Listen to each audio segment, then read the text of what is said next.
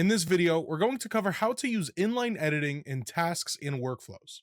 Inline editing allows you to update your activity details directly from within your task or workflow step. So to get started, let's head over to the task section on the left-hand side. And now let's say I'm looking through my tasks here and I wanted to update a task that appears on my to-do list.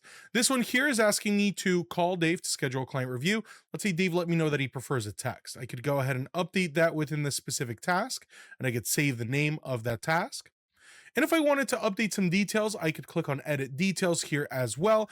And let's say we wanted to categorize this and let's categorize it as client service. Now we could go ahead and save and that task has been updated. The same applies to your workflow steps. So if you wanted to update a workflow step, I could easily click on that workflow step and I'll have the ability to edit the name or the details. And that's how to use inline editing in tasks and workflows within Wealthbox.